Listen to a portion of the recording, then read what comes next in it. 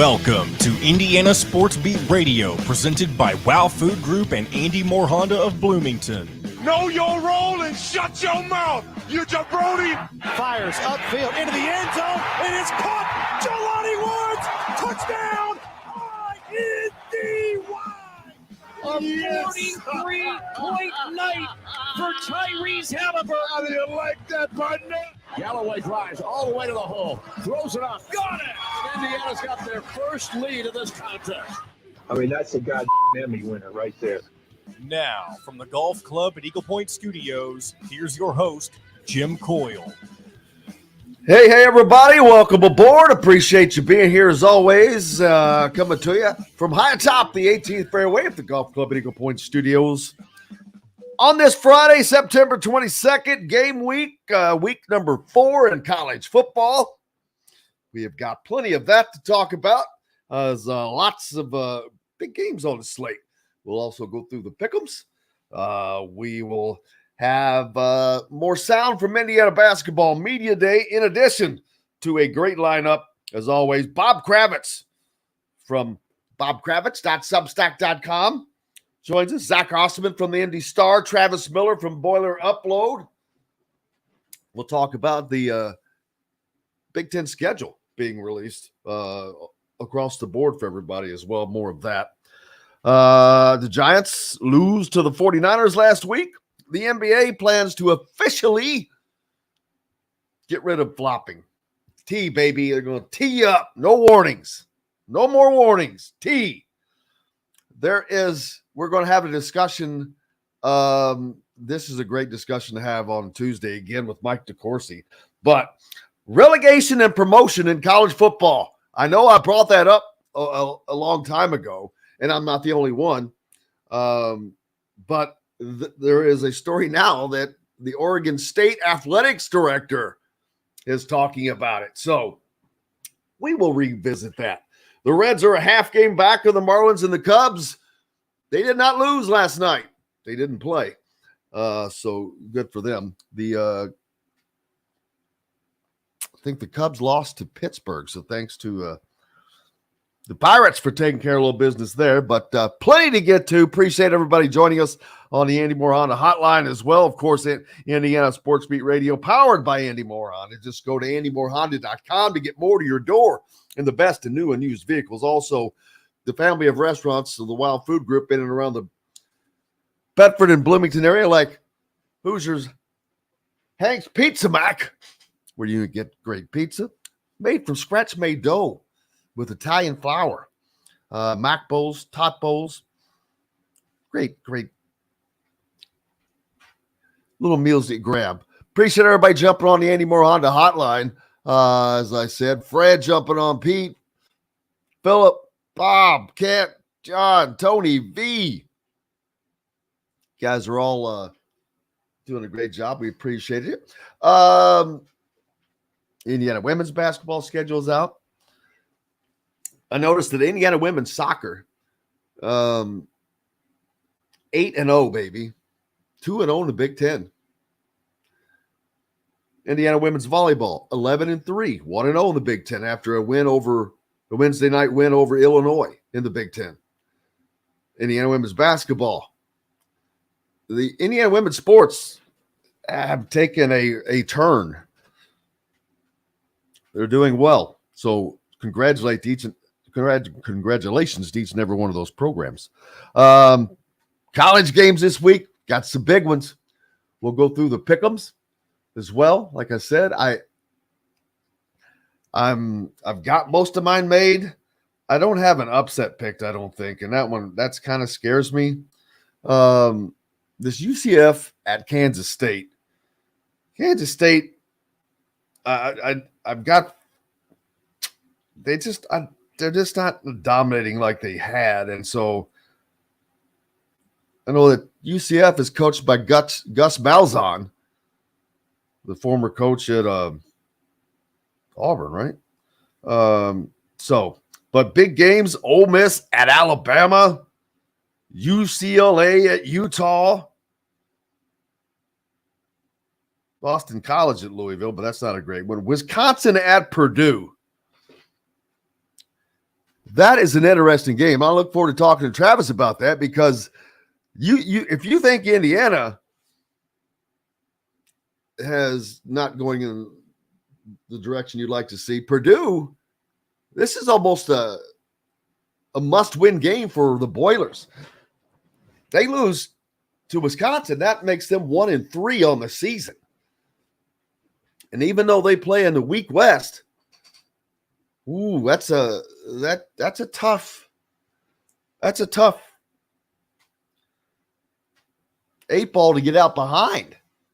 If you've gone through your non-con games and one conference game and you're sitting at 1-3, usually not a fun place to be. The Boilers are at home and getting 6 points, if that tells you anything. Las Vegas has no confidence in Purdue. Scrolling down through there, anything? Another big game. Florida State at Clemson. Clemson didn't start out great. I still don't know how good they really are. We talked about. I mentioned yesterday they just brought in a kicker, their former kicker, who he was taking grad classes and he was at home in Charleston, South Carolina, I believe. They brought him back in, and because he was studying it, he was still enrolled at Clemson and taking an online master's class. He's still eligible. Remember, classes, I guess. But Clemson's is getting 2.5 points against number 4 Florida State. That's in Death Valley, so it makes a difference. Michigan at home this weekend with a conference game, hosting Rutgers, 24. Texas A&M's one of the games. Auburn's one of the games on our college pick'ems. We'll talk about that as well. Let's see. I'm sure there's some others that will keep going as I jump down through there. But Colorado, of course, gigantic game for them this week as they go on the road again for the first time since that upset win at TCU. Well, they're not sneaking up on anybody this time. They traveled to number 10 Oregon down in Corvallis. Is that in Corvallis, I believe? Colorado is getting 21 points. Let me say that again. Deion's Colorado team is getting 3 touchdowns. I'm pretty sure that's going to stem as motivation, but they're playing a pretty stout team on the road. Ole Miss travels to Tuscaloosa to take on Nick Saban and Alabama, and news out yesterday of a potential or a lawsuit against Lane Kiffin. I'm sure that they are keeping that separate. We'll see how that affects Duke, UConn, Maryland, Michigan State. Mentioned that one, of course, Big Ten game, but Maryland, Indiana's next opponent. They're giving up 7.5 points at Michigan State. So they travel to East Lansing. Michigan State not getting much credit as they weren't that good last year. This is going to be interesting to see. Maryland's offense slow starting last week, but then they got rolling. So there's one that we need to keep an eye on. That is a 3:30 game. Illinois picking up another non-con game as they welcome in Florida Atlantic. Nebraska also finishing their non-conference slate as Louisiana Tech comes to pay a visit. Let's see. I'm not seeing any. Oh yeah, wait a minute. Have I mentioned Notre Dame and Ohio State yet? Because that's probably the night game. The night game, baby. As I get down further through, just looking for the. Oh, here we go. Okay, in South Bend, the Buckeyes are favored. Notre Dame getting a field goal at home. That's a 7:30 game, same time as the Indiana game, unfortunately.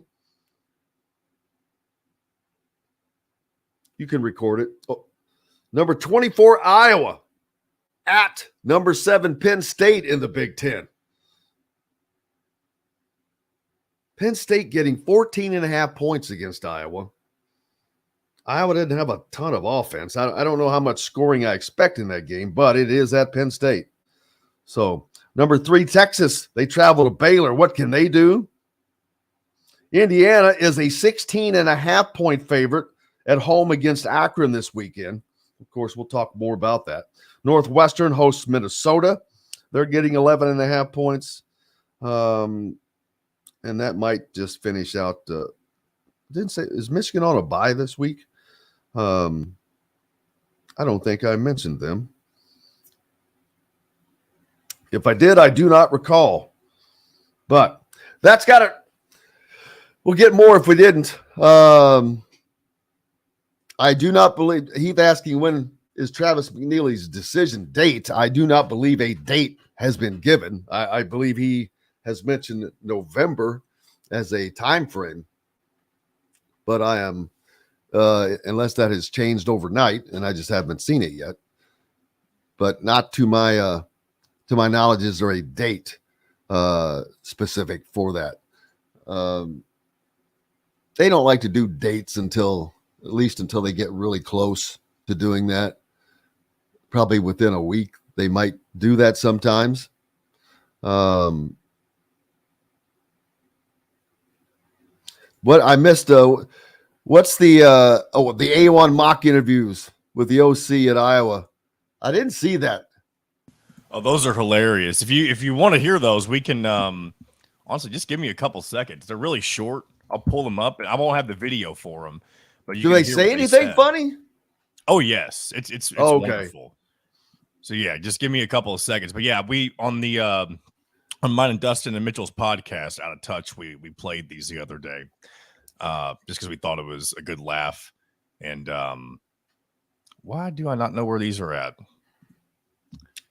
Either way, if I don't, here's what we could do. If I have them, we'll play them later in the show. So there's your little teaser if I do find them. So there you go. Michigan taking on Rutgers this week, Philip says. So basically Michigan's not playing. Not kidding. Or just kidding. Rutgers is better than they have been. Rutgers is undefeated. And I'm not saying they're going to beat Michigan, but they've looked good in every game they've played so far. Yeah, unfortunately for them, so is Michigan. And I think that they're a little better set at quarterback. But yeah, we'd also have to get some more of the IU Media Day sound, especially the end questions. I think Mackenzie and Baco answered it.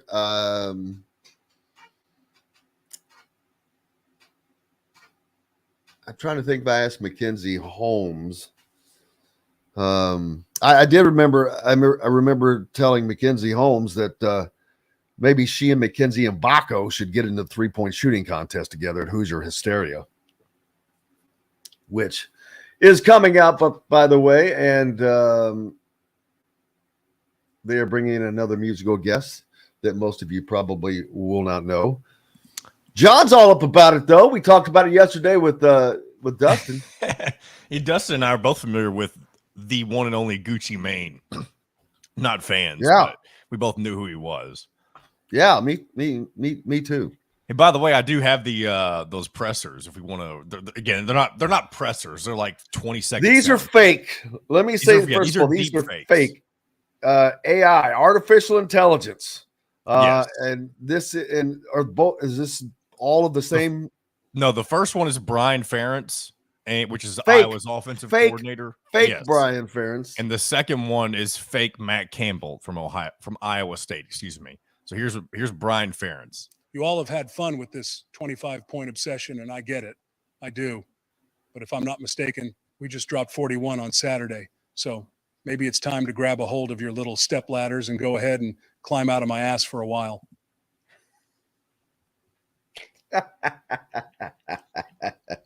So there you go. There's one of them. And then the second one, real quick. This is Matt Campbell. Oh my God. After a supposed confrontation with a fan. First of all, I just want to say from the bottom of my heart, I'd like to take this chance to apologize to absolutely nobody. The Fiesta Bowl champ does what the he wants. If that troll after the Ohio game wants to meet in the next Rough and Rowdy, I'll send his Mardi Gras bead-wearing trash ass back to Sunnyvale in a coffee can. There you go. AI press conferences is where it's at, baby. But here's the thing, and it's a problem. It can and probably and will become a problem when those start getting leaked out as real when they're not. Are we going to have to start spending time vetting these things? I don't want the way. So the way you would be able to. So obviously, I didn't show the video there, but if you see the video, the way to tell that it's fake is the background.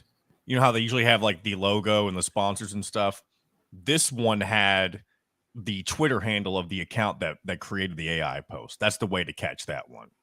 That's how that usually works. But well, luckily for us, we don't need AI. We've got real eye. Bob Kravitz up with us next from bobkravitz.substack.com, and we will have that right after this break. We'll be right back to the Golf Club at Eagle Point Studios for more Indiana Sports Beat Radio with Jim Coyle, presented by Wow Food Group and Andy Moore Honda of Bloomington. In the market, should have saved those for Bob. He honestly probably heard them. Bob, have you seen those fake press conference clips? No. What are you talking about? So there was, I guess this was probably a few days ago. So there's an account on Twitter that created a couple of AI press conference sound bites from Iowa's offensive coordinator and Iowa State's head coach. And they sound super realistic, and they're kind of just being a bunch of asses in the clip too, which is pretty funny. Oh, is that the one where Ferentz? Yes. Was Brian Ferentz said basically you guys can kiss my ass? Yeah, he said take your little step ladders and climb out of my ass is what he said. But he didn't say that? That wasn't a real clip. No, it wasn't him. We are living in dangerous times. All right, so I just said, I go, so now we're going to have to be spending our time vetting every stinking clip. Wow. That's scary. In the Iowa State one, I'm trying to remember what he just said. Matt Campbell. Oh, yeah, it was about he was supposedly apologizing for getting into a confrontation with a fan, but he wasn't actually apologizing. Wow. Hey, how do I reach into my bobkravitz.substack.com account personal instead of just going through the emails? That's a or is there a way? I'm not really sure. It just shows up in my email account. And yeah, mine too. I think you can go to bobkravitz.substack.com and all the stuff will be there.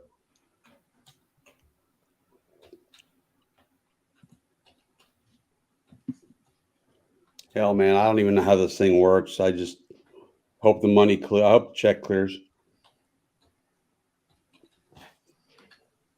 2,000 subscribers, baby. Over 2,000 subscribers. Yeah, close to 3, I think. All right, I'm already subscribed. Here we go.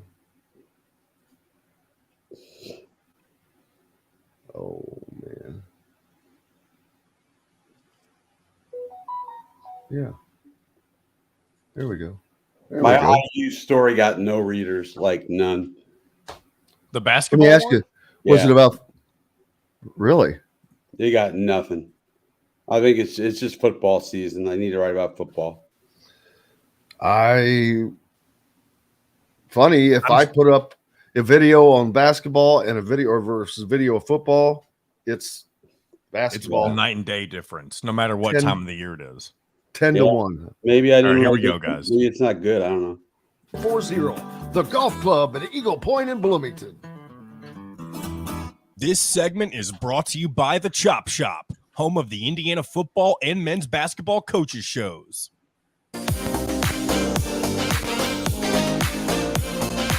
Now back to the Golf Club at Eagle Point Studios for more Indiana Sports Beat Radio with Jim Coyle, presented by Wow Food Group and Andy Moore Honda of Bloomington. Welcome back, Indiana Sports Beat Radio, coming to you here, of course, on this beautiful Friday, September 22nd, from high atop the 18th fairway at the Golf Club at Eagle Point Studios with our good friend Bob Kravitz of bobkravitz.substack.com. How are you, man? It just flows now. It's just early on it was tough to remember. Now it's just like second nature. It just flows out. And as have the columns, just like the content that has been flowing out. As I am trying to get back to my latest one through my email, only have about 1,000. That's one thing I spent every day is like an hour going through emails, and it's starting to just drain me. Yeah, it's in there somewhere. I pretty much wrote what everybody wrote, which is Woody has no idea what this team is going to look like. He doesn't know how they're going to play. He doesn't know what they're going to look like from a personnel standpoint. He knows he's got talent, but 10 new faces, man, it's hard to rebuild like that. Yeah. And the conversations I had with whether it was Kalel Ware or Mackenzie Mbako, a couple of those new faces, or Trey Galloway, a veteran, I asked all of them about this team gelling, because that's obviously the key component when you have all those new faces. You got to get those guys to play together and do that quickly, and to do it at the elite level.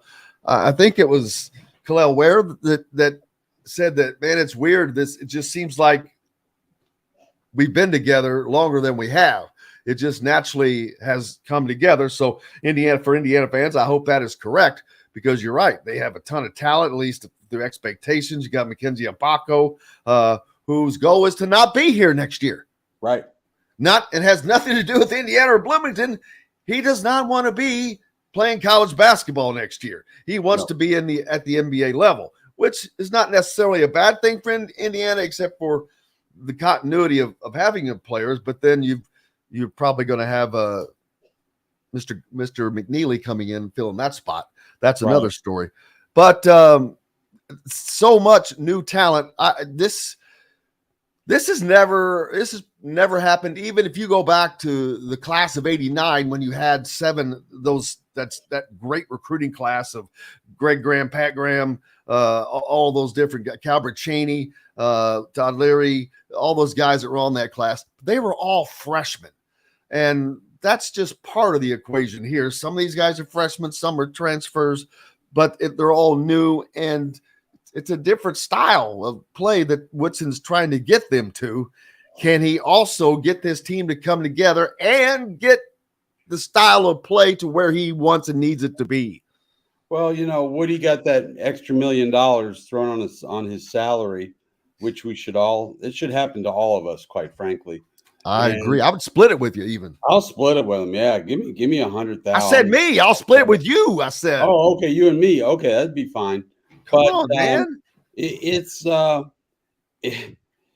going to find out what Woody's really about. I mean, I think they've definitely improved since the Archie Miller years. They're playing better defense. They've made the NCAAs twice, but they haven't gone very far. So let's see what Woody can do with this group. I think this is his first great challenge. I mean, no, the first great challenge was getting Trace to stay, but the second great challenge now is how can he take this group of 10 new faces and get them playing as one? Yeah, and this is not exactly going to be an easy season to do that. There is a stretch. The schedule is out this week. Indiana has a stretch early. Yes. That is what Indiana fans were accustomed to back in the day. And it was a lot more palatable because you knew what you had coming in already. They're going to be challenged early, and often they're going to start out in New York with the reigning national champion, then probably play Texas. They'll get a little break with Harvard, but you've got a couple of Big Ten games thrown in there. Then you finish up by having the probably the number 1 ranked team in the country, Kansas, and a trip against Auburn in Atlanta. So they're going to be tested early and often. And I really, you may disagree, but I think it comes down to Xavier, and whether Xavier can play the way he played down the stretch run 2 years ago when I thought he was the reason why they made the NCAAs, barely, but he was the reason primarily, him and Trace. And, he's got to show leadership off the floor. That's something he really hasn't been able to do. He's shown, so he's made some mistakes along the way, which is, not unusual for somebody in their early 20s. But, if he's really good, I think IU can be a top 4 team in the Big Ten. I still think Purdue and Michigan State are, kind of above and beyond. I think Illinois and Maryland are going to be pretty good. But I think IU is right there. And if they can overachieve a little bit and finish, say, 3rd or 4th, that would be pretty good. Yeah, and fortunately on the schedule, Indiana lucked out a little bit. They will end the season with their only game against the Spartans at home. As a matter of fact, Purdue only plays Michigan State once, and that is also at Mackey. So Michigan State is, if they complain about the schedule, you're going to not get any argument out of me this year, because that's a tough. It's also an opportunity they don't get to get 2 big wins in the conference. So, but with being the favorite, but it also gives Indiana a chance to maybe not be. Last year they were tabbed as the favorite. Probably, I don't know if that was the right thing or not, looking back, but they won't have that monkey on their back this year, and that's got to help a little bit to not have all the focus being on you. Yeah, all the focus is on Purdue this year. Everything is, can Purdue do what it did last year with so many, key players back, including Zach Edey. And then, it's going to be kind of like the Colts back in the Manning days, where you didn't really care that much about the regular season. And all you cared about was, how many weeks off are they going to have before they have to play a playoff game? How many bye weeks will they have? I think that's kind of the way it is with Purdue. The regular season doesn't mean quite that much. Let's see if they can pull a Virginia and come back from getting beat in the first round and do something in the NCAA tournament. And you mentioned something about Xavier.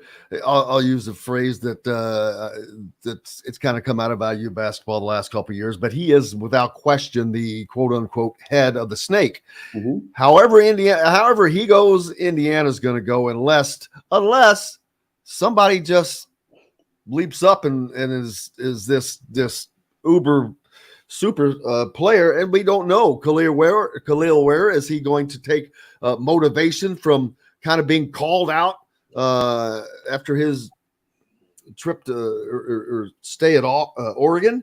McKenzie or Renew, he wants to show that, hey, this is my second year. I'm ready to step up out of the shadows. Mackenzie Mbako, like I said, doesn't want to be here next year. He wants to be in the NBA, but he has to play really well for that to happen and show that he has that kind of talent. So a lot of positive reasons for these guys to play well. But I kind of like it that we don't know. I talk about this in college football now. The parity is just starting to show more and more, and I think it's just because of the transfer portal. We're seeing these teams, and it doesn't even have to be Colorado. It could be Kansas. Look at Kansas. Kansas was a doormat in football, and now they score 100 points a game. So I'm really enjoying not knowing who's going to be good, and then just seeing it as the season progresses. These teams come together. It's been kind of fun, and I hope it continues in basketball. Well, we saw it last year, Bob, with the Final Four. Right. No, I'm very curious to see how this shakes out. I mean, Khalil Ware, Mike Woodson made no bones about it the other day. I guess it was yesterday, right? or 2 days ago. Yeah, it was 2 days ago. Yeah, 2 days ago. He made no bones about it. He said, Kalel's got a reputation as being averse to working hard and being a little bit lazy. And Mike has got to beat that out of him somehow, some way. And, he's 7'2". He can pick and pop. It's we're going to find out what he's all about. Mbako, people who've seen him play in high school tell me he's an absolute stone cold stud. So we'll see just how good he is. I have not seen him in high school, so I don't know. I'm very curious to see what he does on the floor. Yeah, when I talked to him, I told him that he's one of the guys that virtually no one here has seen play for that very reason. And he's motivated. All these guys are motivated for different things. You've got Xavier. It's his last year. He's coming back from an injury. Man, there's motivation. Trey Galloway, his last year. There's motivation. Mackenzie Mbako, he wants to play in the NBA next season. He's motivated. Kalel Ware, whether it's playing in the NBA next year or proving doubters wrong in Oregon. Malik Renew, all of these guys have CJ Gunn, Caleb Banks, getting on the floor, playing, there are so many guys that have different motivations, but they're all motivated, it seems. Now, whether or not they can all put that together, that's going to be the key. But from a recruiting standpoint, Woody seems to be getting the guys that he wants in the places that he wants. Now it's, can you keep them long enough to make hay with it? Right. The whole, get old and stay old. I don't think that is old. That is old. That's ancient history. Now they kind of do that at Purdue, and they've had a lot of success with it, except in the postseason. But clearly Woody wants to go after the elite athletes. I don't think it's not like the old days where you bring in a bunch of Indiana kids and they're there for 3, 4, 5, 100 years. And, you get to know these. No, if you want to be competitive, you need some of those one and dones. And the hope is that Mbako can be one of those one and dones. Yeah. Guys like Trey Galloway will always be important. Sure. And you really need to have more than one of those. And Indiana, I can see their next one coming, and his name's Trent Sisley. He's another year away. Right. But he's a good player, really, really talented, in state. Is probably going to be a little slower to develop to get to the next level as far as if he were going to the NBA than say Mackenzie Mbako, right. Which you've got to have that blend. And that's, wow. You talk about a balancing act, Bob. I mean, that's just got to be as challenging as anything. I don't know if I was a college coach today, how long I could do that.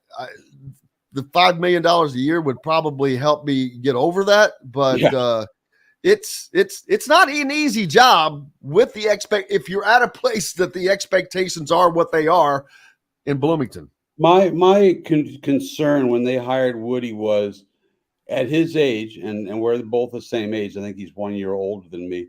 Will he have the motivation and the desire to go out and recruit? And I'll tell you what, he's shown everybody, myself included, that he is more than happy and willing to get out on the road, even with bad knees, or one bad knee. He just had knee replacement. We saw him kind of, stumbling around yesterday, trying to get up those stairs to the podium, the poor guy. But he has really embraced the recruiting piece. And it's not a bunch of Indiana kids like it used to be. These are the best in the nation. And, if they can get McNeely or Fland or both, that'd be pretty impressive. Exactly. What's up next for you? I know the Colts have another game coming up. Yeah. I'll probably do something on Minshew tomorrow. It looks like he's going to start unless something weird happens today at practice. And I'll have the Colts game on Sunday. And, of course, the Dopey report card on Monday, which I know that the general public can't live without. I'm glad you don't call that the Coyle report card. Well, it's the same thing. I know. That's why I'm just glad you chose that name instead. Make sure you, if you haven't already, subscribe to bobkravitz.substack.com for dopey content and more, right? Dopey content. That's what I should have called it, dopey content. That is a great name. But the dopey, I do love the dopey roundup, though. Brother, I appreciate you so much and look forward to you going to the game Saturday, Indiana? Hosting No, Akron? No, it's Akron. You'll be asleep before that game hits halftime, baby. Probably. Bob Kravitz from bobkravitz.substack.com. We're back with more Indiana Sports Beat Radio. Travis Miller from Boiler Upload next. We'll be right back to the Golf Club at Eagle Point Studios for more Indiana Sports Beat Radio with Jim Coyle, presented by Wow Food Group and Andy Moore Honda of Bloomington. Good morning, Travis. Morning. How are you guys? We're doing well. Good. Friday night games, man. It's both a blessing and a curse. Yeah, I could see that. Yeah. I enjoyed it when Indiana played on a Friday this year earlier when they did Indiana State. It allowed more enjoyment to the rest of the weekend. Well, I'm taking advantage. We're driving up to we're going to stay in Hammond tonight. We're going to go to Wrigley tomorrow, so I can be disappointed twice this weekend.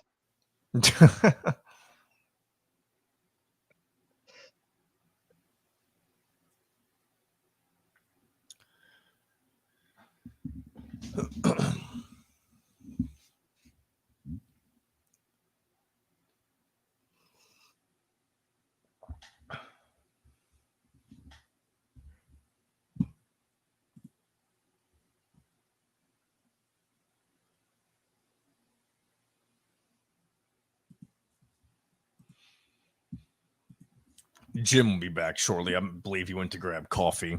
That's fine. I know how the coffee is. I still got some on my desk. There you go. Casey said you guys didn't get back with him about his segment, but he's still definitely interested. So, okay, Jim mentioned that he was either he had tried to reach out or he was going to reach out. So, Casey said he replied, and that was just this morning. So, he responded today. I don't know if he responded today, but Casey said he had replied and never heard back from Jim. So, okay. Well, if Jim is too busy, I'll try to reach out to him at the beginning of next week, and we'll figure something out. That's fine.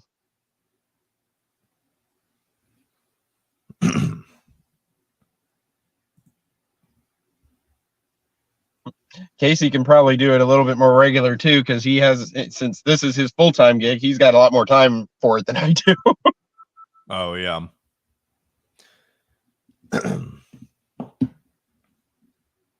Well, tell him we apologize. I didn't realize that he had reached out to Jim and hadn't heard a response.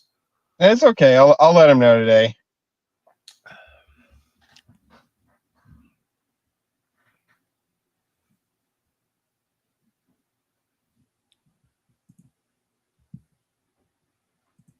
Yeah, I looked this morning. I actually reached out to him last night. Oh, okay. I looked this morning, when I first tried to send a text, it was like it didn't go through. Then I resent it, and I thought it went through, and I thought I sent an email. All right, here we go, guys. 10 seconds. Whether we quote you just for catering or a total event package, you can trust that you're making the right choice with Garnish Catering. Visit garnishcatering.com. That's garnishcatering.com. Garnish Catering is a proud partner of Wow Food Group. This segment is brought to you by Remax Advanced Realty, Indie Home Pros team by Cheryl Sizemore.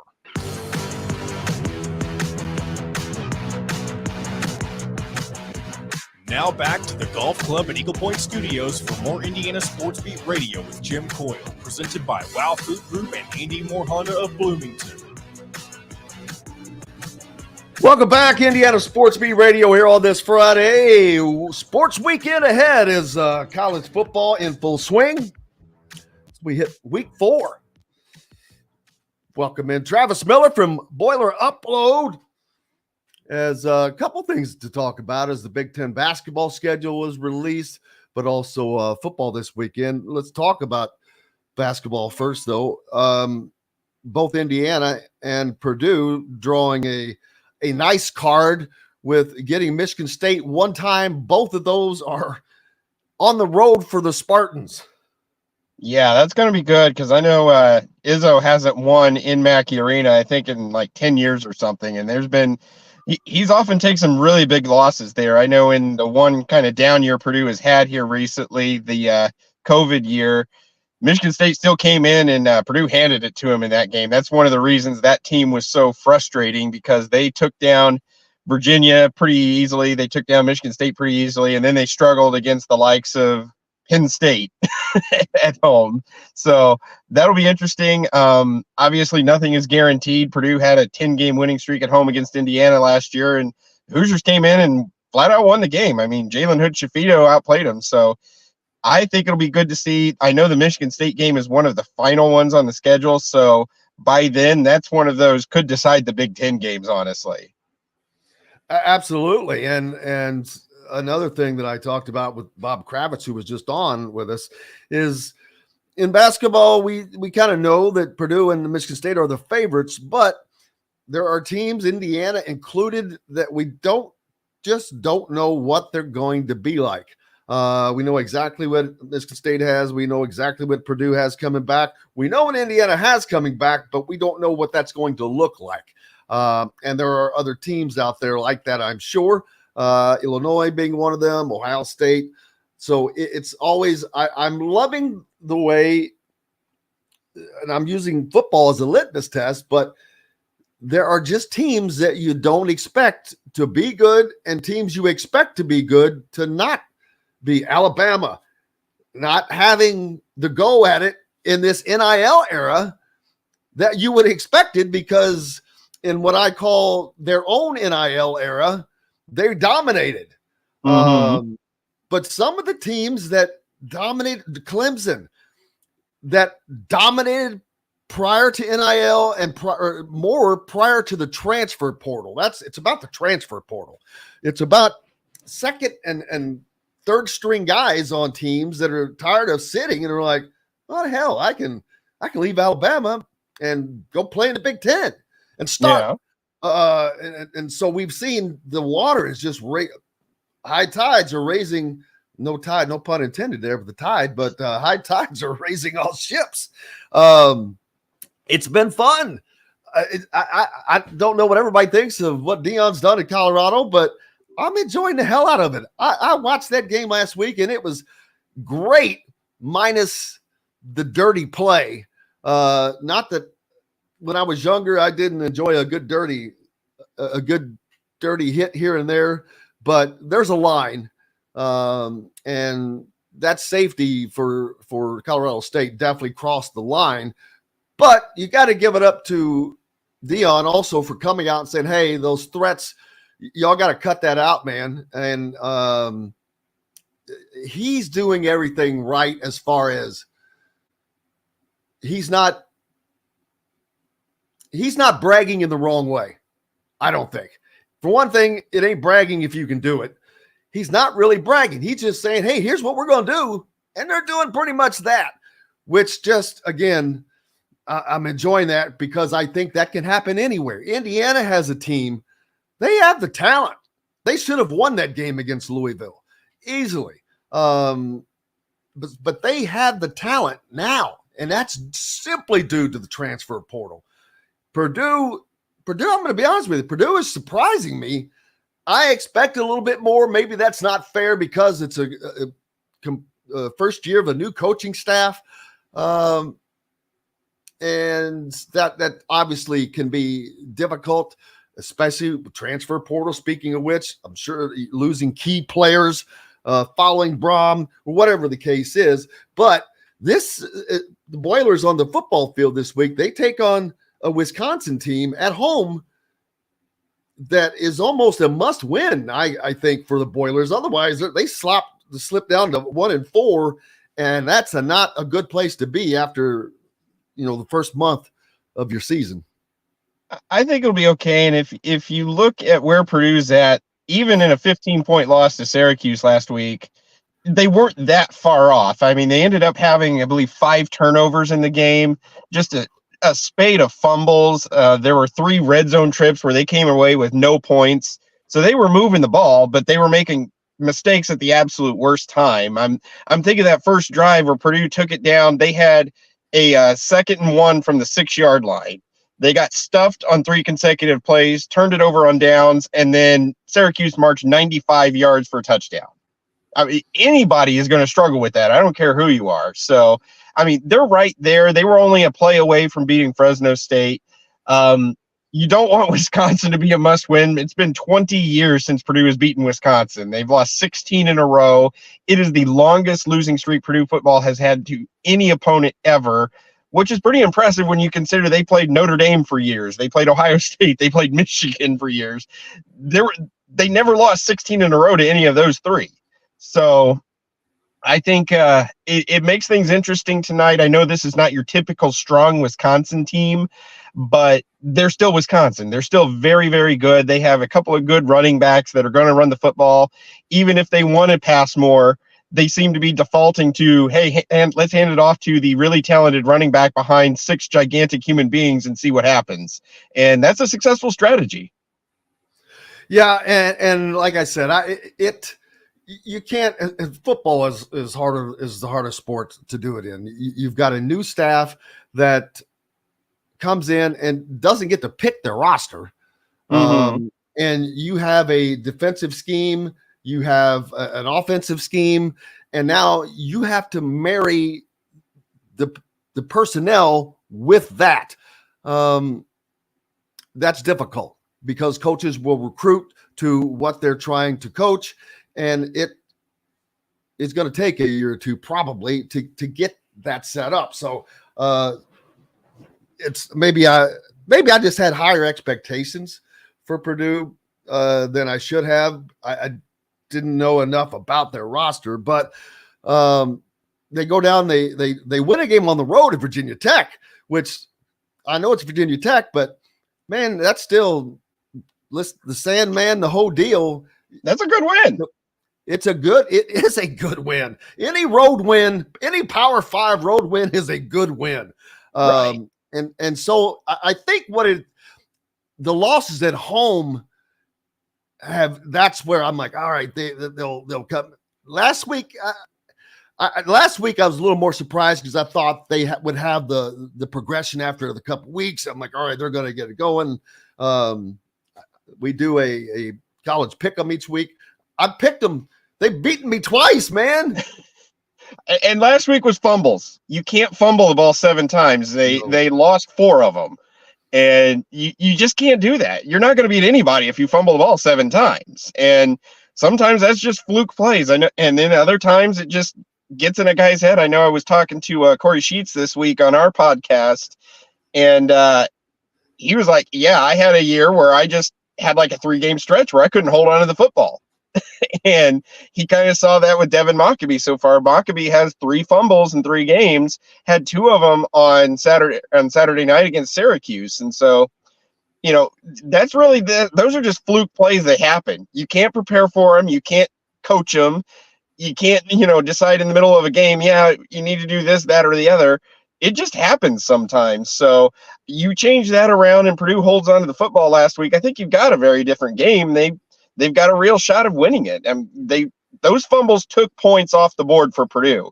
And even then, Purdue had the football with a chance to tie late in the 4th quarter. So I'm not too upset so far. They're at least competitive. They haven't lost to bad teams. I mean, Fresno State's won like 13 in a row now going back to last season. Syracuse is off to a good start. They've done really well this year. So there's nothing to be ashamed of with what they've done. And a lot of goodwill can happen tonight if they're able to pull off a mild upset of Wisconsin, just because it's been so long since they've beaten Wisconsin. They have not beaten Wisconsin and West Lafayette since 1997. Whew. Yeah, that sounds like Indiana in basketball with them. It's just a stupid stat that should go away. But this is an opportunity. But because Wisconsin's kind of in the same boat. I don't know what Luke Fickell was able to hold on to there personnel-wise. He's not a running – the old Wisconsin style is not his style. Doesn't have to always matter. It depends on what your personnel is. You have to adjust anything you're doing to the personnel you currently have. So I don't know if – because Wisconsin is not exactly – they're not a favorite to win the West this year, but I'm not saying they're bad either. This should be a heck of a game, but I think Purdue is an underdog at home, right? Yeah, they're an underdog, and they've got a couple of running backs, Braylon Allen and Ches Malusi. They're averaging about 7 yards a carry, so Wisconsin might be trying to pass more, but it seems like in the second half of games, they're realizing, oh, this isn't working as well. Let's just give it to the running backs. And that's working. Both those guys are very talented and should be able to turn up some yards. And also, what are you going to get from the Purdue defense? At Virginia Tech, they gave up 11 yards rushing. That is the program record for fewest yards rushing ever given up by Purdue on the road. And then last week, Garrett Schrader comes in and just absolutely torches them on the ground. Nearly 200 yards, 4 touchdowns, and that's a running quarterback. So, all right, what are you going to get? Are you going to get the Virginia Tech run defense, or are you going to get the Syracuse run defense? Yeah, making a difference, like I said, as we get further into week 4 now. Indiana taking on Akron. They will finish out their non-conference slate before they turn their attention back to Big Ten play. Does Purdue have a non-con game left, or they got all 3 of theirs out of the way early, didn't they? All 3 of them are out of the way, and honestly, the thing that gives me some hope the rest of the year is the benefit. No, go ahead. It's the benefit of the Big Ten West the rest of the way. I mean, they get an Illinois team that hasn't looked good. Northwestern looks awful. Nebraska doesn't look good. Everybody's beatable in the Big Ten West, honestly. Even Iowa. I mean, yeah, arguably Iowa's looked the best, but I don't trust their offense. I mean, they are a team that if you get up on them 10-0, game's over. But if you fall behind them 10-0, game's over. Yeah, they're a 4th place team at best in the Big Ten East. Iowa, that is, all day. They play that slog mud defense or offense that just moves like a dump truck stuck in reverse going forward down a hill. But yeah, it'll be interesting to see what they get done. But the Purdue schedule, basketball, anything else stick out to you when it came out this week? Not really. I mean, we knew who the opponents were going to be because I know they announced the conference opponents several months ago. It's just a matter of when it goes through. And I mean, Purdue does not get a break all season long. They've got Xavier coming in the non-conference. They're playing in the Maui Invitational that has Gonzaga, Kansas, Syracuse, Tennessee. They've got neutral site games against Arizona and Alabama. So by the time they get to Big Ten play, it's not going to be a surprise, and they'll have played a ton of big games. And really, I mean, that was the case last year. They won that Phil Knight Invitational out in Portland, beating West Virginia, Gonzaga, and Duke in 3 straight games. I mean, those are about as good of 3 wins as you can possibly ask for in a non-conference slate. So I think it just goes back to, can they defend home court at Mackey? And I am in the minority. I have often thought that winning a Big Ten regular season championship is harder to do than reaching a Final Four. And I say that because to win the Big Ten, you have to go on the road to 10 incredibly hostile venues. You have to go to Indiana often. You got to go to Michigan State. You got to go to Michigan. You got to go to Ohio State. And you've got to be able to win at least 5 or 6 of those on the road. And that's if you go perfect at home. So, that's excellence over 3 months, and Purdue has proven that they can do that under Matt Painter, and they did it last year. I think they've got a real shot of repeating this season, but like you said earlier, anybody can beat anybody. I mean, look at what Rutgers has done with Purdue. The Rutgers has been an absolute thorn in Purdue's side lately. Northwestern came out of nowhere last year and finished 2nd, and they beat Purdue in Evanston. So you've got a bunch of good teams that on any given night can upset somebody. And, I think it's still incredibly hard to walk into Mackey Arena and upset Purdue. But if you do so, that's going to give you a leg up in the rest of the conference. Yeah, and a ton of pressure. I don't know up there how much pressure there will be in West Lafayette on Matt Painter, but there's got to be, with the team he's got coming back, got to be pressure beyond the Big Ten this year. But Absolutely. We've got plenty of time to talk about that. But Travis Miller at Boiler Upload, make sure you give him a follow, especially if you're a Purdue fan, and even if not, to keep up with what's going on the other side. Travis, we'll see you again next week, brother. All right. Thanks a lot. I appreciate it, Jim. Thank you. Travis Miller from Boiler Upload, and we'll be back with Zach Osterman from the Indy Star in the second hour of Indiana Sports Beat Radio right after this. We'll be right back to the Golf Club at Eagle Point Studios for more Indiana Sports Beat Radio with Jim Coyle, presented by Wow Food Group and Andy Moore Honda of Bloomington. In the market? Sweet. Yeah. I sent a text to Casey last night, but I'll talk to him here today, see what he says. But yeah, he's definitely interested, and he had an update on Trent Sisley saw his this week. email, and what kind of update? Just it was kind of Sisley's still holding Purdue in high regard. I think he posted it last night for us. Oh yeah.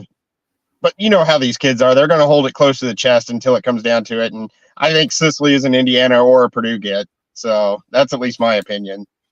Yeah, I would be shocked if he's not an Indiana get, but I shouldn't say shocked no more any longer. Shocked is a word I should take out of my vocabulary. When we went down and got Trey Kaufman-Renn right out of Indiana's backyard, that was surprising to me. Well, that not me, because that happened for one reason and one reason only. Had that been a year later, that had no chance of happening. Archie Miller. He was not going to play for Archie Miller, period. End of story. And I get it. But I promise you, had that been a year later and it's Mike Woodson instead, Trey Kaufman-Renn is wearing an Indiana uniform. I will always believe that. Woodson's impressed me, so I think he's done a great job, and he's won 3 of the last 4 against Purdue, so I got no right to brag at all whatsoever. Yeah, that hadn't happened for a minute, that they lost like 9 straight. Archie never beat Purdue. It was funny because we did a promo with a fundraiser here in Indy, and we were raising money for this fundraiser, and it was the raise money for an Archie Miller contract extension because he has a perfect record against Purdue. Perfectly imperfect. Exactly. He went unwin-feated. So, all right, I'll let you guys go. Thanks a lot for having me this week. That's a good one. I like that. It's funny. Unwin-feeded? Yeah, you can keep that. To use that. Unwin-feeded. That's it. Thanks a lot, guys. I'll talk to you later. All right, buddy. Thank you, brother. Captain Andrew Luck, my favorite Twitter character of all time, appeared as the social media meme Captain Andrew Luck, complete with his uniform, on the Amazon post-game show Thursday night. I missed that. Man, the war is over, said Luck, who was attending Stanford, where he played Zach. prior. How are you, guys. sir? I'm good. You? I'm great, since I'm looking at Andrew Luck wearing his Captain Andrew Luck get up. I missed that last night. All right, here we go, guys. 10 seconds. Captain, 919 or go to mystonecrestliving.com. That's mystonecrestliving.com for more details. This segment is brought to you by Feast Market and Cellar. Now back to the Golf Club at Eagle Point Studios for more Indiana Sports Beat Radio with Jim Coyle, presented by Wow Food Group and Andy Moore Honda of Bloomington. Welcome back on this Friday. It's game weekend. Games tonight, games all weekend, of course. On the football slate side of things, Indiana will be hosting Akron. Just finished up with Travis Miller as Purdue takes on Wisconsin. Zach Osterman of the Indy Star joins us now. Zach, how are you, sir? I'm good. How about you? Cannot complain. Before we get into football, of course, Indiana Basketball Media Day a couple of days ago as well. Our first opportunity to talk with a lot of the new faces on this Indiana roster. Mackenzie Mbako, Kel'el Ware, guys like that who are expected to play a major part of Indiana's season this year. But the thing, most of us still don't know what this team will be like. As I'm not sure Mike Woodson knows what it's going to be like until you get the parts out and have them really in gear in a game-like situation. Yeah, I mean, Woodson, I think, has been pretty open about, understanding how changed this team is going to be. And, that you look at last year, you really understood kind of the roles a lot of guys were playing. Even some of the newer guys, you knew, or at least you could draw a pretty rough picture of like what Jalen Hood-Schifino was going to be for Indiana, or, how Trey Galloway's minutes might increase, or what maybe a Caleb Banks or a CJ Gunn would need to do to get on the floor. This year's team is obviously just a lot more sort of unknown, and not just in terms of maybe new faces, but probably just kind of a new way of playing, particularly offensively. I think defensively, Indiana will look pretty familiar, but offensively, I suspect Indiana will look like a very changed team. And I think Woodson is just kind of being open and honest about saying, I like the pieces I have. I like the traits and the talents and the attributes, but I'm still figuring out how to put all that together because, I get an hour a week or whatever it is in the summer, or a couple hours a week. And, then in the preseason, or I guess the before preseason, which is where Indiana is for the moment, again, it's still just kind of limited time on the court. Full practices are different. That's 2.5, sometimes 3 hours. That's a ton of time to dig in and experiment with things and figure stuff out. And Woodson is only just, starting to ramp up toward that. I think Indiana starts practice on the 26th. So I think it's the beginning of next week. But the point is, it's, he's just being very honest about, until I get there, I've yet to figure out exactly what I've got. Yeah, last year, everyone, including the team, knew that TJD was the guy. Offense was going to run through him one way or the other. This year, that's not the case. There isn't a guy, at least not yet. And hopefully for Mike Woodson, I don't think he really wants the guy. He wants the guys. He'd rather it be multiple personnel that are being able to step up at a different time. And that talent is there with whether it's Mackenzie Mbako, Kel'el Ware, Malik Renew. You've got Xavier Johnson back, Trey Galloway back. Great. You've got such veteran leadership at the guard spot, which is huge for Indiana. We talk about what Purdue brings back, what Michigan State brings back, but the one thing Indiana does bring back is, besides a lot of talent, is veteran leadership at the guard spot, which in the Big Ten is critical. No, I think if you can be old in one place, for lack of a better term, would you rather be the backcourt or the front court? I think you'd rather it be the backcourt, point guard, ball handler, just in terms of guys who have the experience, guys who need to be able to make quick decisions, guys who, who maybe, you're going to put kind of a lot of faith in just their instincts and their, sort of their wisdom, I guess, for lack of a better term. I think you'd probably rather be old at guard. And as you said, Indiana is, and even, even someone like Anthony Leal, or, it was interesting to me how many people just kind of in casual conversation on Wednesday, and I know he's not a guard, but I do think it's relevant to leadership, just talked about like what a good dude Anthony Walker seems to be and how much everybody seems to get along with him for a guy who obviously transferred in, kind of got in late in the summer. I've told this story before. I grew up in Atlanta. I saw those Paul Hewitt Georgia Tech teams, including the one that went to the national title game. And, that team that went to the title game returned like its top 6 or maybe even its top 7 players the next year, and only got to maybe the round of 32, somewhere in there. And afterward, I think Hewitt kind of quietly admitted that team just didn't have the same amount of kind of chemistry and leadership, because as good as all those players were and as much as they'd played together, the guys they actually counted on the most for some of those intangibles were a couple guys who the year before were seniors who basically sat near the end of the bench. One was a kid named, I think, Robert Brooks. The other one, his name's escaping me, Clarence Moore, maybe. And neither one of them played a ton. They'd both kind of been players who, played younger, and then, better players had kind of been recruited after them. I think Moore even left the team at one time because of some family issues and then came back.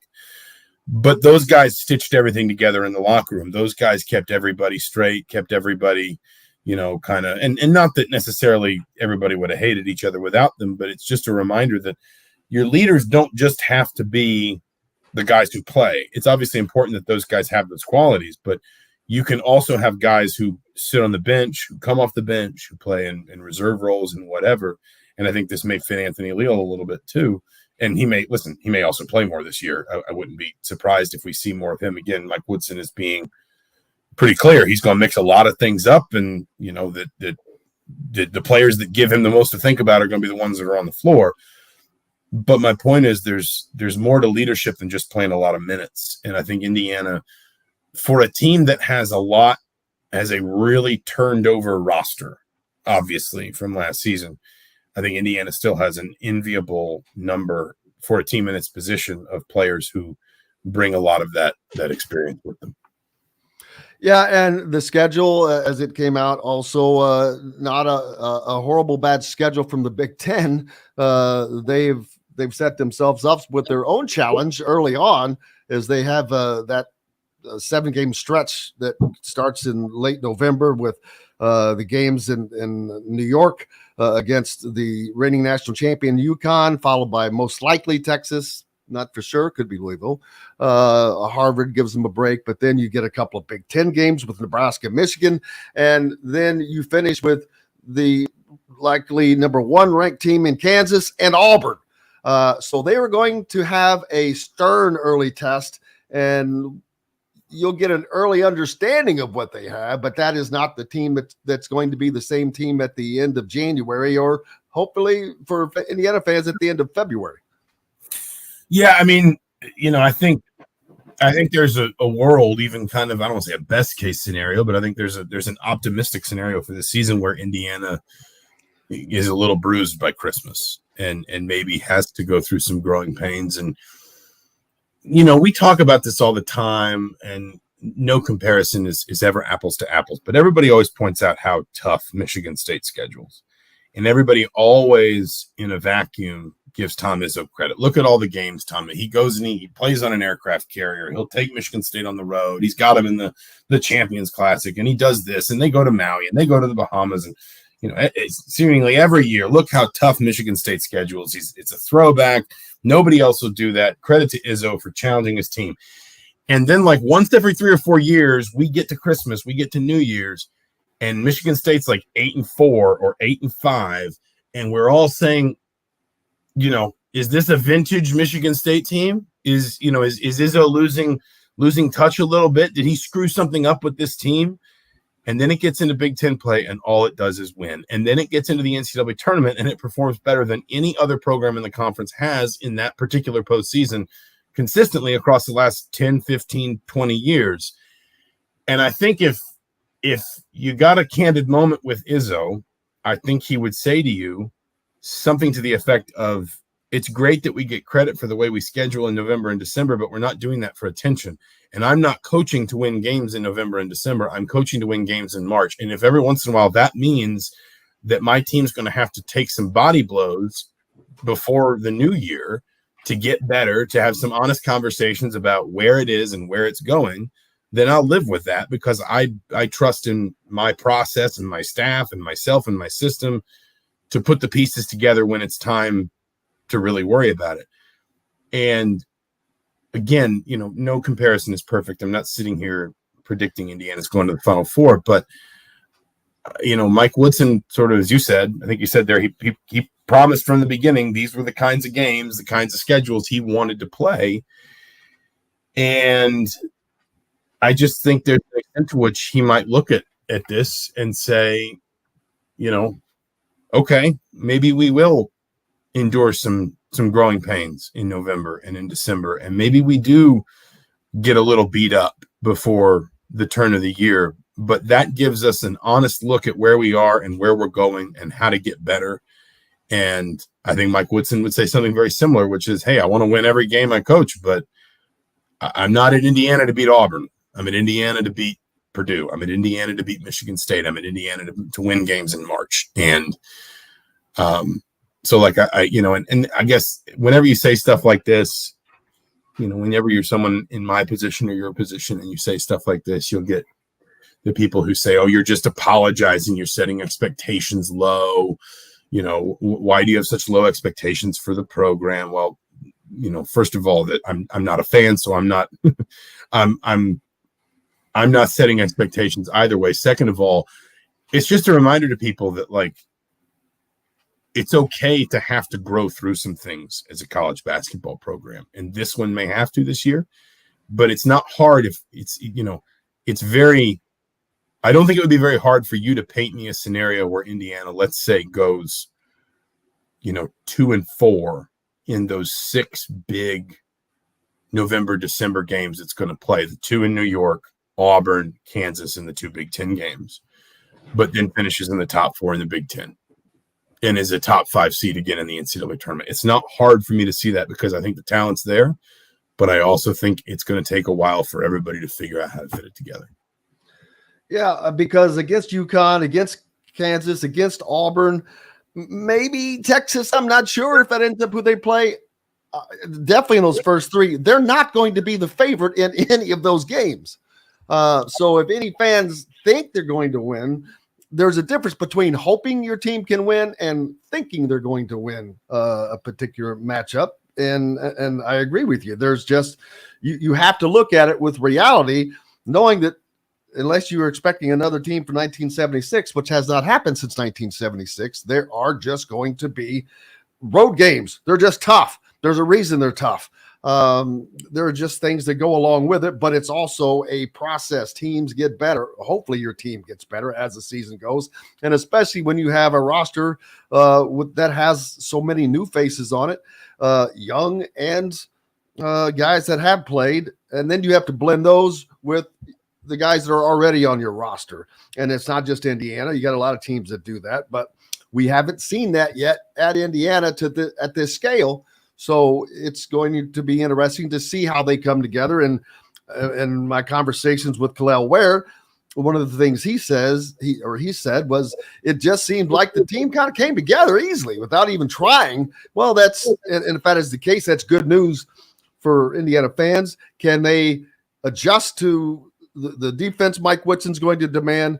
And can they replace the points that they lost of Trace Jackson Davis and Jalen Hood-Schifino through other guys, not just 2 people, because this is not going to be a 2-man show? No, listen, most teams don't get better from losing what Indiana's lost, whether it's points, minutes, rebounds, years of experience. You want to dig into the advanced stats, the usage rate and the possessions used of the guys that are gone, and obviously all the percentages that go with that. Most teams get worse, and Indiana may well get worse. Let's be fair. Let's be honest. There's absolutely also a scenario that, how this season plays out where Indiana struggles for a lot of the season. Maybe, and I'm not saying, oh, that's fine. Just set your expectations low. That's your business, what you want to expect from Indiana basketball. Not you, Jim, but the general you understand. But what I am saying is, I think about Tom Crean's 2013-14 season. Really talented team, very young, probably lacked leadership. Will Sheehy, I think, kind of had to try and do it all on his own with a really young team, and it just never, I think Sheehy had all the best will in the world. It just, you can't do it all by yourself. And I think no pun intended there.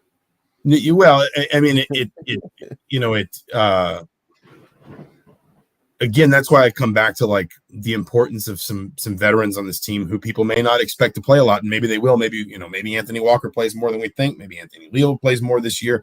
But even if they don't, I think there's some real value and some real importance in not just the veterans in your starting lineup, but the veterans that are going to be setting standards in practice and in film and in whatever else, just habits and keeping team chemistry good, keeping the locker room good, all that stuff.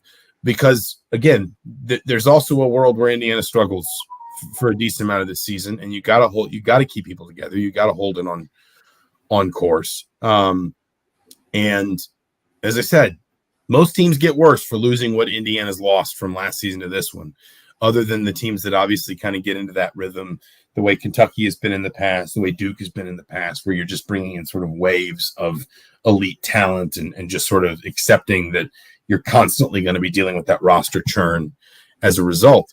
The flip side is, if you are going to be playing noticeably differently, particularly on offense, and I think it certainly seems like Indiana is, I think that it's sort of relevant to say you're not necessarily better for it, but it is a different kind of opportunity.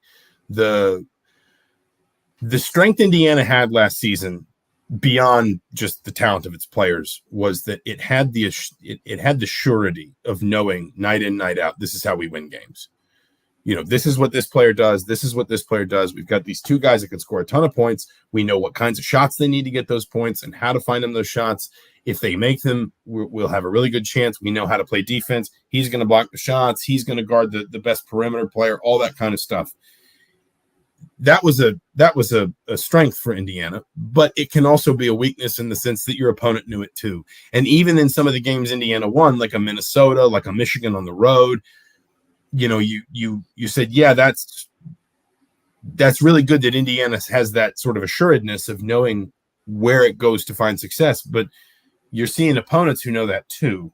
And so sometimes you're going to struggle to stop them from stopping you, essentially, or at least slowing you down. I think Indiana, in and again, an optimistic scenario, is going to be a lot harder to prepare for this year. Because I don't, first of all, Indiana's still got to figure out what it is. But even after that, I think Indiana is going to have, sort of more ways potentially that it can hurt an opponent than it has right now, or than it had last season. That doesn't necessarily mean any of these players is as good as Jalen Hood-Schifino or Trace Jackson Davis. The odds are none of them are. That's just, again, if we're just talking about the law of large numbers, I think there's some really talented players here. But, you're talking about the third all-time leading scorer in program history and a guy who was drafted in the first round. So if you're going to be better than either of those guys, you're going to be a remarkable basketball player. You're going to be a Big Ten freshman of the year or first team all Big Ten or whatever. But even if none of these guys is quite at that level, whatever that looks for their position, if suddenly you've got four guys that are all maybe at a higher level than you would have said Indiana's top four was at last year, or maybe even more if like a Trey Galloway takes another jump with his game, etc., well, then you're a harder team to prepare for, and you're a harder team to game plan for, and you're a harder team to adjust to in real time.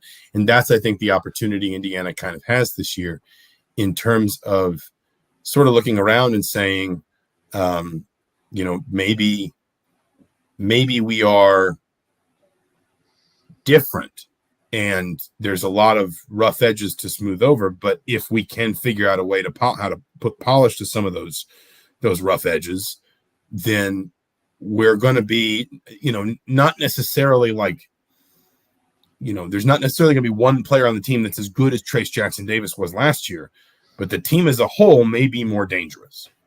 And that's maybe where Indiana, I think that's where Indiana has a chance to wind up. I know that this week's football matchup with Akron, the expectations are kind of already set. What did you learn last week in the game with Louisville, front half and back half? Because big changes.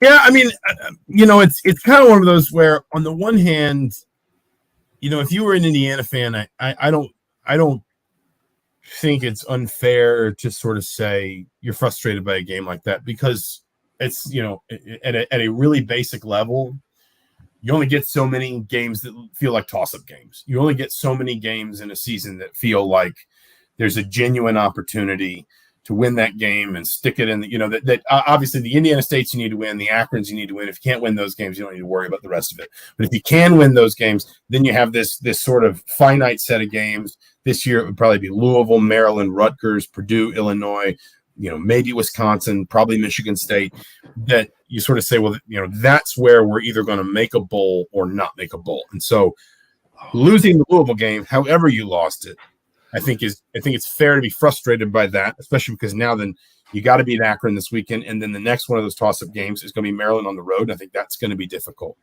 And I think that it is therefore understandable anybody that came out of that game just feeling a little sour. I do think some good things happened for Indiana that game. First of all, you saw, of course, the emergence of Taven Jackson, not just his numbers, but the poise he played with, the way he ran that offense, the way you could almost in real time see teammates responding to him, to his leadership.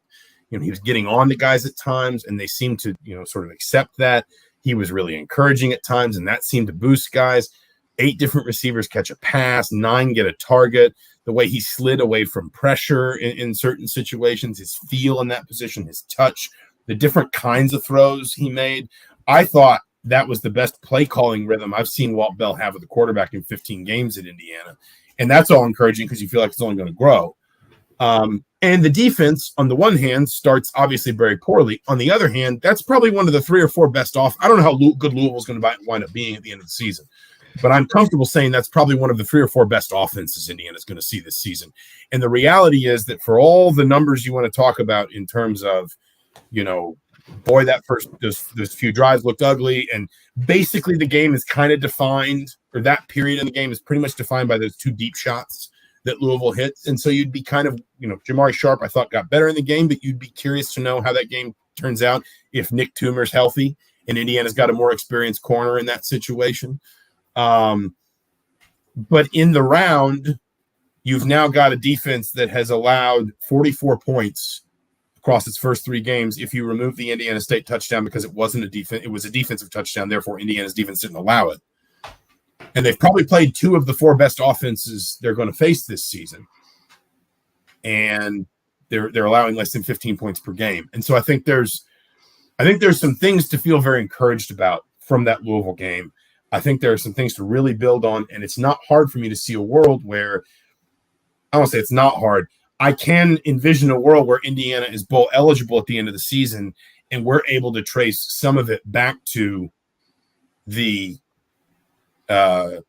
Louisville game and say, yes, Indiana lost that day, but they took some necessary steps forward that allowed them to win some key games down the road.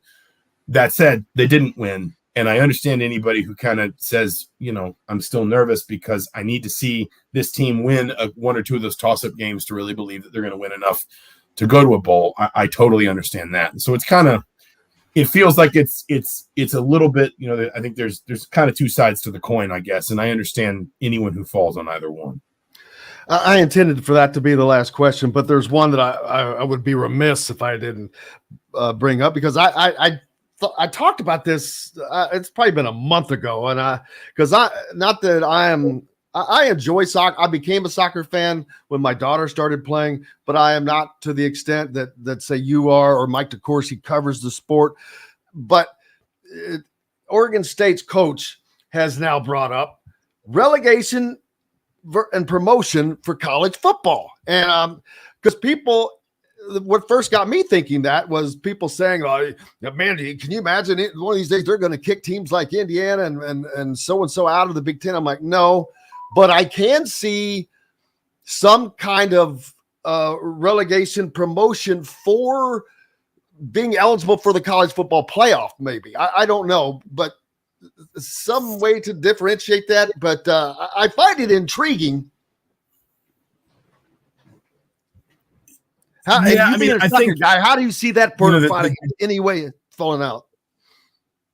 The difficulty in this is kind of getting people to agree to basically the possibility that they may surrender a bunch of TV money. So, promotion and relegation exist in soccer because they were inherent to the culture of the sport long before people were worried about television revenues. And up until, basically the late 80s, to use England as an example, until Rupert Murdoch starts Sky, and not starts Sky, but brings Sky in and says, you're starting this Premier League. I want to pay you an enormous amount of money to broadcast your games.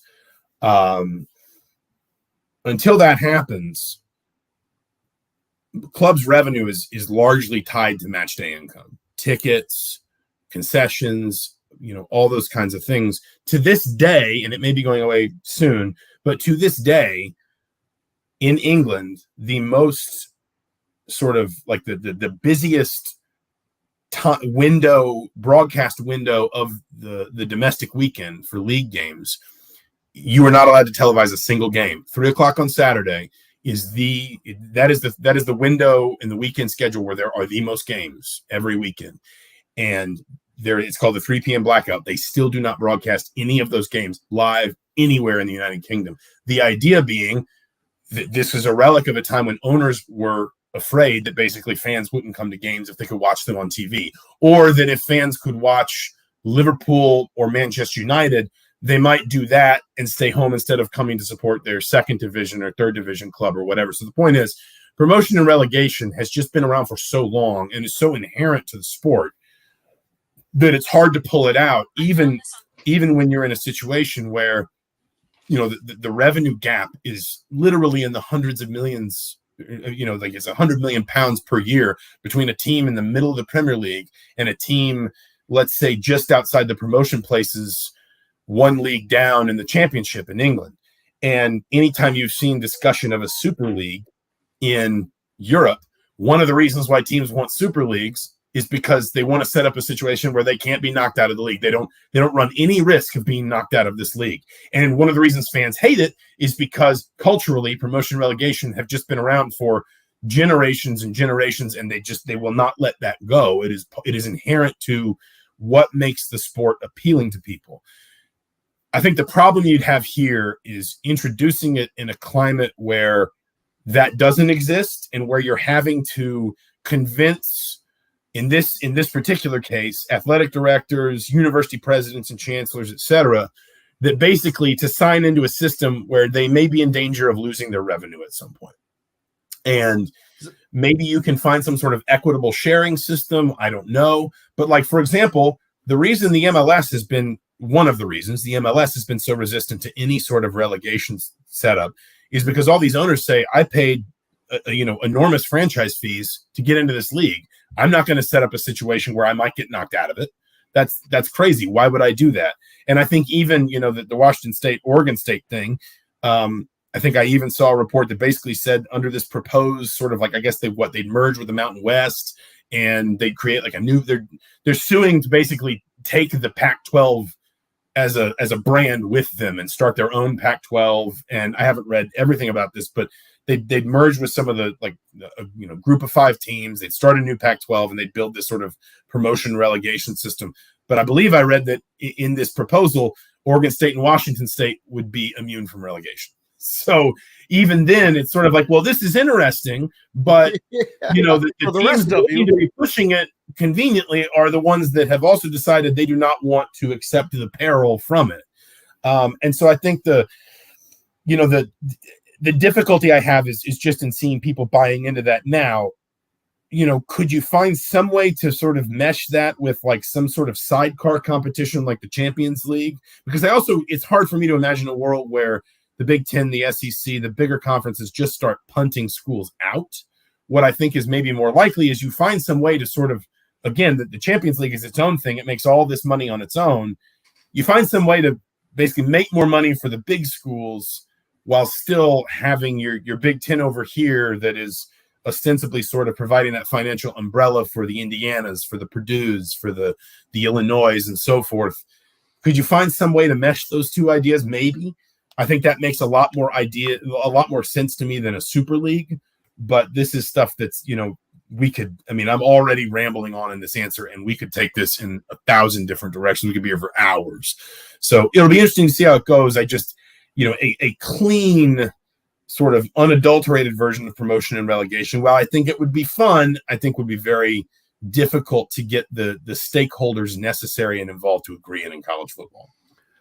Zach Osterman from the Indy Star. Make sure you're following him and be a subscriber. Keep local papers alive. Zach, we will see you soon. I appreciate you, sir.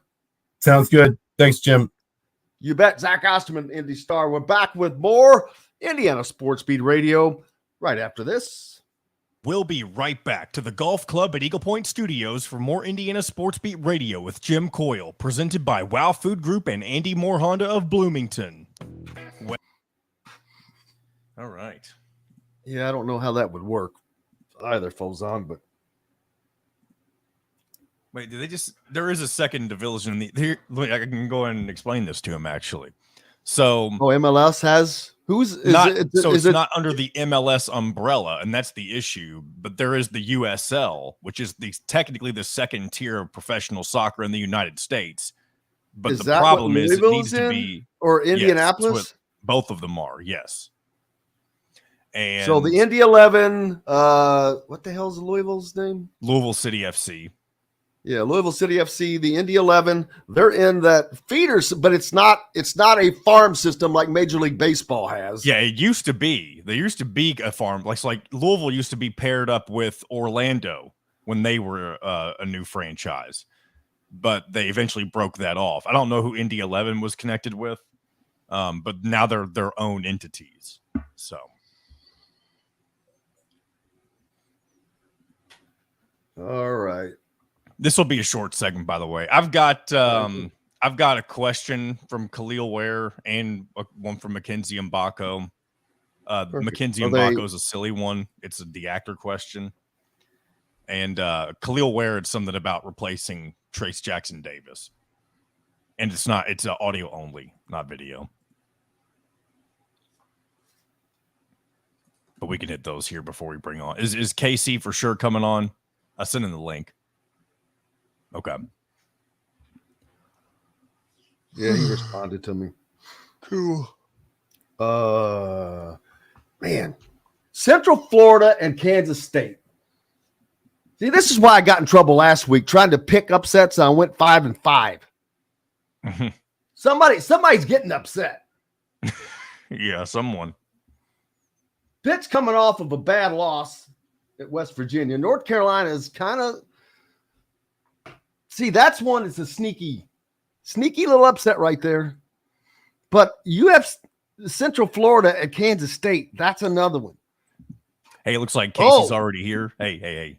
Casey's already here, so we'll just jump in with him and we'll still take one more Casey. break. Yeah, let's let him know. How's it going, boys? Oh, we're man, come on. I can't learn another dog's name. That was easy. Bruno. I know, but the list is so long. Now we got Bruno. He answers to about Bruno. everything. How are you, all right, sir? Guys. I'm doing well. How about yourself? Good. All right, here we go. 25 seconds. And now, fresh seafood. Chop Shop Market and Table has the largest selection of in-house made products around and everything you need to make a gourmet meal at home. Or pick out a tomahawk steak or a grouper filet and enjoy it cooked to perfection in Chop Shop Steakhouse. Chop Shop Market and Table, a part of the Wild Food Group, is your butcher, baker, and fish house, no matter where you live. This segment is brought to you by Southern Stone Restaurant.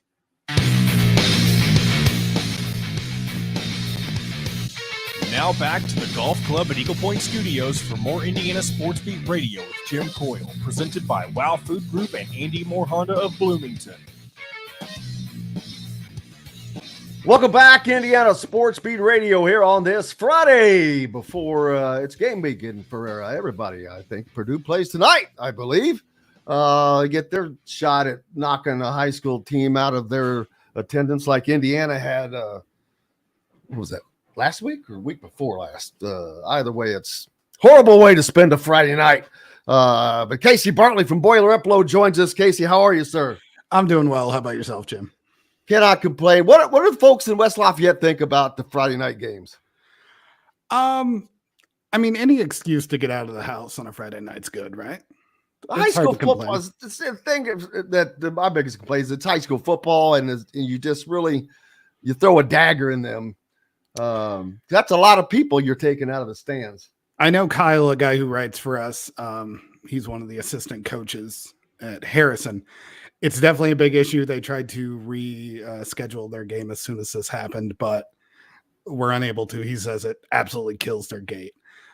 I think obviously that's a problem. I think people are excited to have Saturdays where they can just worry about every other game though as well. So it's good and bad. I will say I did enjoy my Saturday where I watched football all day, including.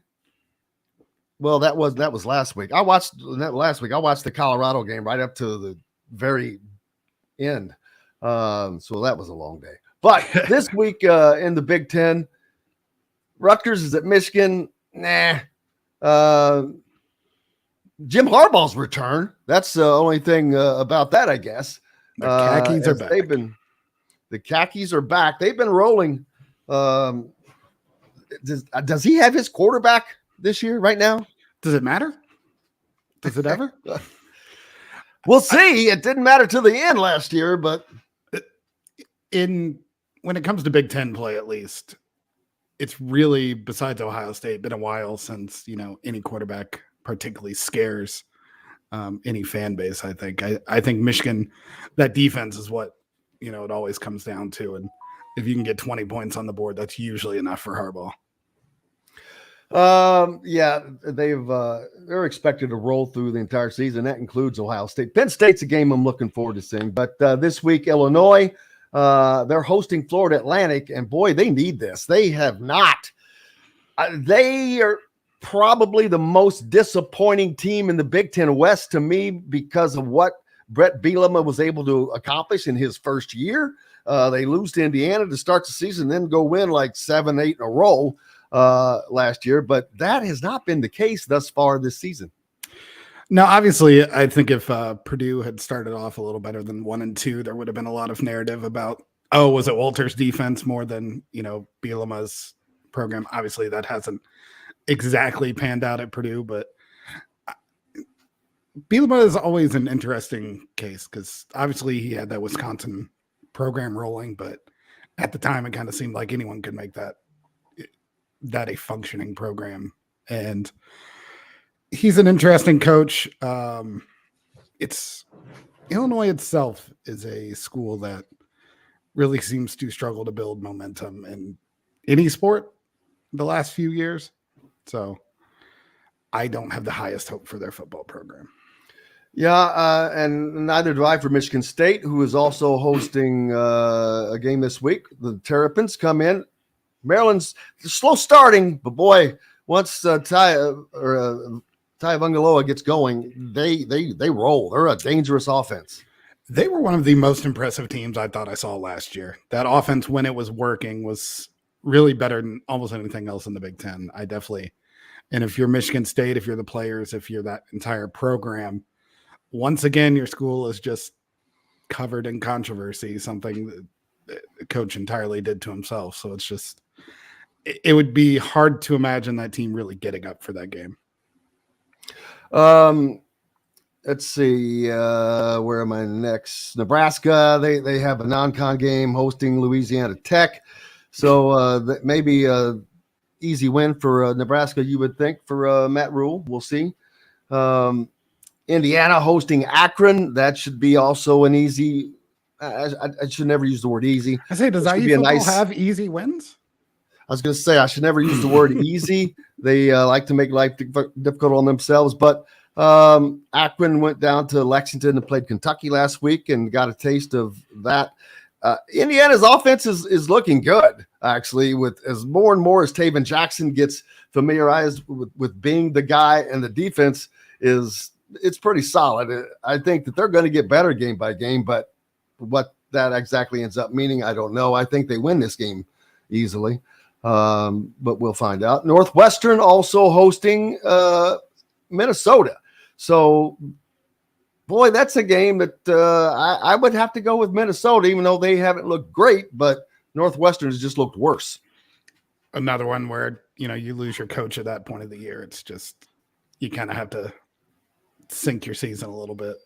not to use too many water references around Fleck. Yeah. The two big games in the Big Ten this week. Number 7, Penn State hosts number 24, Iowa. That's like rolling. Iowa's offense is like rolling a boat through mud. Yes. So if you want to use a water reference there, boy, it's like, yeah, watching that offense it's almost like watching paint dry sometimes. Yeah, anytime a contract for an offensive coordinator has a "when can my daddy be mean to me" clause, yeah, it's probably not the greatest sign that it's an offense that's on the rise. Notre Dame host the Ohio State Buckeyes. I'm still not sure how good Ohio State is going to be. That's another team that the quarterback progression has been pretty much the key there, as they got the wins, but they're going to be tested on the road, although I believe they are a favorite. Every time I watch Ohio State highlights, whatever, it's just those wide receivers are so much better than whoever they're playing. It makes being a quarterback a lot easier. It makes an offense function so much better. Like, I have a hard time believing they're going to lose until the Michigan game. I agree with you there, but we'll find out. That's going to be a good one to watch. And that is unfortunately for Indiana fans, that's a 7:30 game. If you're a Purdue fan, you're lucky because they play tonight at 7. Again, as they host Wisconsin. Two teams in similar positions, new coaches, new staffs, dealing with the personnel that they have. Luke Fickell, of course, coming over from Cincinnati to take over a Wisconsin program that it's a slower start for them as well. So this game should be interesting. I can't remember, is Purdue a favorite or a slight underdog in this? They were a slight underdog, I believe, and then the points started to jump away from them very quickly. I don't think there's much national belief in Purdue, certainly not against a team they haven't beaten in 2 decades. Unfortunately, this is not the same Wisconsin team, and I don't know. Maybe Purdue's with Graham Harrell. I'm just waiting for that offense to start clicking. But like I said, when you have new everything, you have to adapt to the personnel. So you can't just do all the things you want to do. I know he's got the influence of Mike Leach in him, and he's wanting to kind of blend the air raid with the running game, which you didn't see a lot of that with Mike Leach, but that has just not formulated just yet. No, it's interesting. Going into the season, I thought the answer would be how good is Hudson Card? And to this point, I thought Card has been great. He's been shockingly accurate. He's mobile, has a big arm. It's really been all the things around him, offensive line, some play calling, the lack of a running game, that's really not allowed Purdue to entirely get into sync.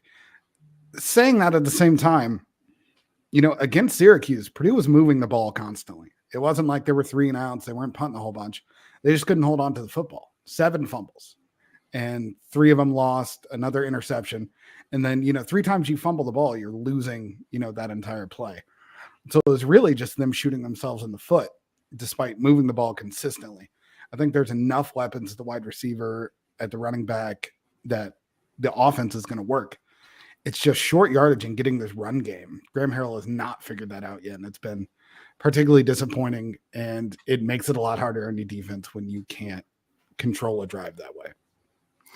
Before we take a break and switch to basketball, I'm having a hard decision between we do a college pick'em for the fans on ESPN each week. They've got Central Florida at Kansas State, and I was all up on Kansas State earlier, but they haven't been that team I thought they were going to be either, although 75% of the people are taking them as a straight up win at home, which makes it a lot more difficult. But Central Florida's looked good under Gus Malzahn. Do you want me to lie to you and say I've seen Kansas State tape this year? Tell me, man. I haven't watched either program at this point. I will say Kansas State, lost to Purdue in a bowl game when I was a small child, and that was kind of the revelation of me being a Purdue fan. So Kansas State. Well, that makes good. Well, that means that puts me on Kansas State right away. Right. Hey, we've got to take a quick break here at Indiana Sports Beat Radio. Back with more. Casey Bartley from Boiler Upload. We're going to switch over to basketball as the schedules for the Big Ten schedules out this week. We'll talk about that and much more right after this. We'll be right back to the Golf Club at Eagle Point Studios for more Indiana Sports Beat Radio with Jim Coyle, presented by Wow Food Group and Andy Moore Honda of Bloomington.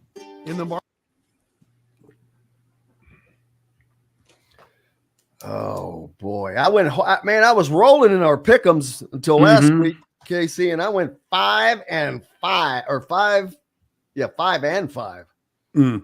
I have never watched less college football in my life. It's been Purdue centric or nothing this year. Yeah, I hear you. Well, I don't get to watch all these teams unless they're right at night, or I record as many as I can. Mm-hmm. How the hell do I get into that? I want to enter. Central Florida still have the quarterback that filled in for him last year? Man, I don't know. I saw him play a game earlier. Transfer guy.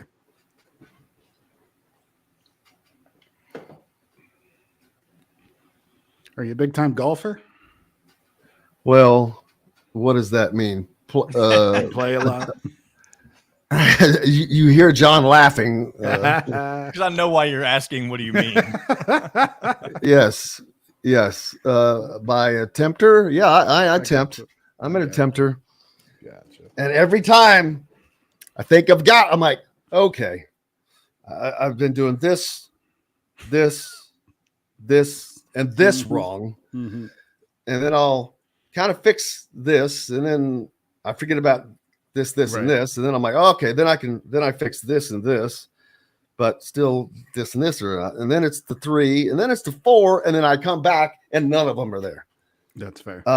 It's like golf. You just it's just like on Caddyshack. You suck. You suck. You're not good. That's me. I can hit as beautiful a shot, and I can hit as ugly a shot. Oh yeah. And one thing I was tried to sneak out last night to play a couple, and I'm like, going, quit standing over the ball, just pull the damn trigger. No. And I did that once, and I was like, look at that. And I'm sitting there talking to myself. I don't know. Luckily, there's nobody around me. I'm like, going, that's it, you idiot. And I'm like standing over. I'm like going, don't stand here. Just hit the damn ball. And I'm talking out loud. I'm glad nobody could see me because I was so mad at myself. So funny. Oh, man. How about you? Oh, yeah. Big time golfer. Y'all got 2 great courses at Purdue. Yes, Indiana finally has a great I was going to ask. I've heard good things about the redo. It's listed as like one of the top college courses in the country already. Got the big square greens. Oh, do they? Yeah, right, it's 10 seconds, guys. Here we go. 1-2-824-4040. The Golf Club at Eagle Point in Bloomington. This segment is brought to you by Bubba's 33 in Clarksville and Evansville. Pizza, burgers, beer. Now back to the Golf Club at Eagle Point Studios for more Indiana Sports Beat Radio with Jim Coyle, presented by Wow Food Group and Andy Moore Honda of Bloomington. Welcome back, Indiana Sports Beat Radio, here on this Friday. Hope you had a great week. As we head out for the weekend, lots of things happening this week. Indiana had their basketball media day. The Big Ten released its schedule for everybody, so we know everybody who's playing everybody. And before I forget, Casey Bartley, by the way, with us from Boiler Upload.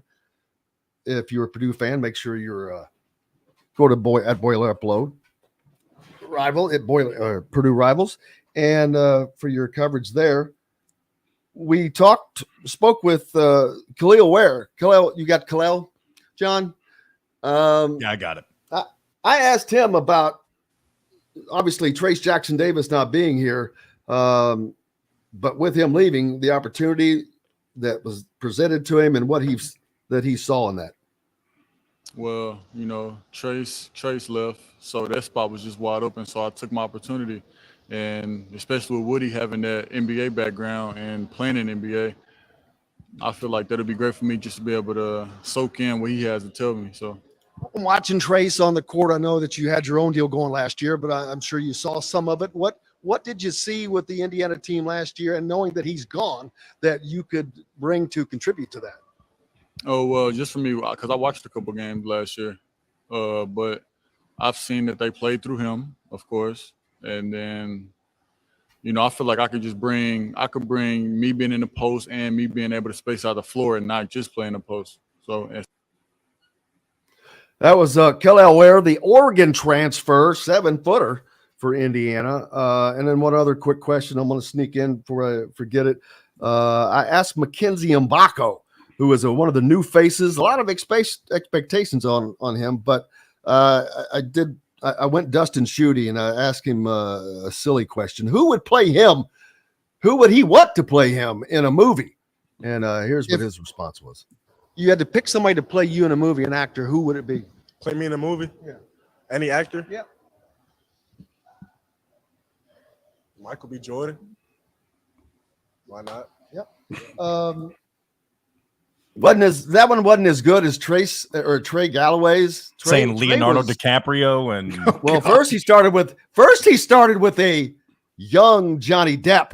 He didn't just go Johnny. He's like a young Johnny Depp. I'm like, all right. Boy, he sounded like he was ready for that question. But the schedule's out. Purdue is where Indiana was last year, although they were there last year. They probably should have been the favorite last year. Indiana was a little more hype than reality. I think that hurt them a lot of the time. Not that I am thinking that of this Purdue team, because it's just too veteran loaded. My biggest question about Purdue is how much pressure is going to be on this team to succeed after the Big Ten season this year, because to me, it has to be enormous. It is. I would also argue it probably has been for the last 5 to 10 years. Obviously, when you do something historic that's only happened once, other time, it's going to certainly make it more of an issue. I think the combination of that and bringing everyone back, and Zach Edey, after dominating all of college basketball, coming back again, it is there. It's the reason they're all playing. It's the reason they're there. It's not a new conversation. It's something I sat down with and talked to Ethan Morton about for 30 minutes before last March. Everyone there knows about Matt Painter. Everyone knows about the shortcomings at Purdue when it comes to March. None of them have shied away from it. I'll remember Fletcher Lawyer this summer, his first response is like, this is why I came here.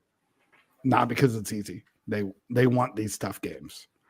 And I think the one thing that I'm looking at in the second year of this particular squad is that when you talk about March and success in the NCAA tournament, it's usually about guard play.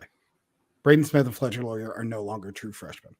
They know what to expect. Lance Jones is coming in. I think he's a more natural fit next to those guys than David Jenkins Jr. was. Jenkins Jr. was great. Big personality, really great in the locker room, good shooter, but they really need a guy who can play with both Lawyer and Smith, who can defend. And I think Jones is a good fit there. And I just think, in general, a second year for two guards that were able to do what they could do as true freshmen is going to be a world different than what happened to them in March. I mean, Purdue should be a scary team to people. I mean, the fact that there is another team in the Big Ten this year that is considered to be a co-favorite is mind-boggling, as good as I know Purdue should be. But I know that is the case with Michigan State, because they are also talented in a much different way. But it's going to be an exciting season. Look forward to talking about it with you as we get going in it. It's going to be fun. a fun year in the Big Ten? Can the Big Ten break through and get a national championship? We'll see. But Casey, I cannot thank you enough for joining us and look forward to doing it. Absolutely. Thanks for having me on, Jim. You bet. Casey Bartley from Boiler Upload. Make sure you give him a follow and go to Boiler Upload for all of your content if you're a Purdue fan or want to know what's going on with the Boilers for that. Big thanks to Bob Kravitz from bobkravitz.substack.com. He appears each and every Friday here on Indiana Sports Beat Radio. Also to Travis Miller, also from Boiler Upload, and Zach Osterman from the Indy Star. We're back with more, of course, on Monday here, but we'll have complete coverage of Indiana at Akron on Saturday as well. Until then, I'm Jim Coyle. I will see you on the radio. Thanks for listening to Indiana Sports Beat Radio. Be sure to subscribe to our YouTube page for more clips and team coverage of Indiana basketball, football, and more. You can also find full episodes and tons of other content on thehoosier.com. We'll see you next time for another edition of Indiana